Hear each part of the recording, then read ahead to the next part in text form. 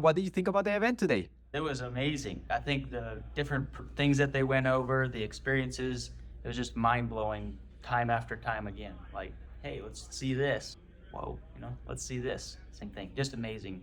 What was your favorite part of the event? I don't know if there's a single event it was just like the whole thing and the speed at which you could just do everything. I think that just was more of a concept that was the best part, was just the speed. Like, I'm not a creative person, but you can be with AI. How are you planning to implement what you learned here in your business?